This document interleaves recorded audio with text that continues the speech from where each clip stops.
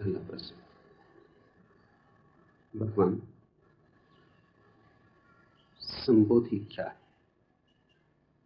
और संबोधि दिवस पर आपका संदेश क्या है?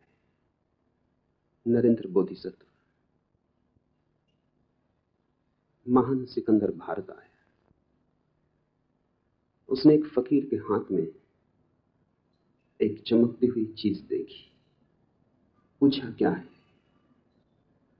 वह फकीर बोला, बताऊंगा नहीं, बता नहीं सकूंगा, यह राज बताने का नहीं। लेकिन सिकंदर जिद पे अड़ गया। उसने कहा, हार मैंने माननी जीवन में कभी सीखी नहीं, जानकर रहूंगा। तो फकीर ने कहा, एक बात बता सकता हूं, सारी धन दौलत इस छोटी सी चीज के सामने कम वजन की है।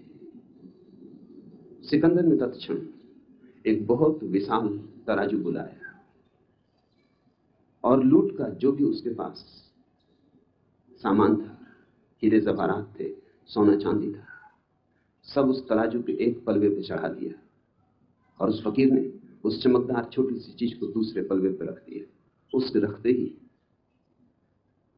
फकीर का पलवा नीचे बैठ गया और सिकंदर का पलवा ऊपर उठ गया, ऐसे कि जैसे खाली हो। सिकंदर किम कर्तव्य विमूढ़ हो गया, झुका फकीर के चरणों में और कहा, कुछ भी हो,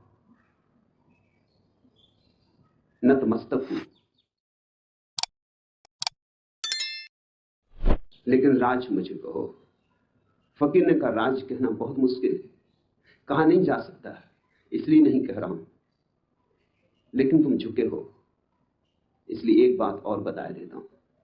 एक चुटकी धूल उठाई रास्ते से और उस चमकदार चीज पर डाल दी, और न मालूम क्या हुआ कि फकीर का पलवा एकदम हल्का हो गया और ऊपर की तरफ उठने लगा और सिकंदर का पलवा भारी हो आया और नीचे बैठ गया।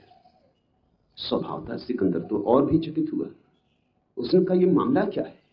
तुम पहेलियों को और पहेलियां बना रहे हो और उलझा रहे हो। सीधी सादी बात है, कहना हो कह दो, न कहना हो न कहो।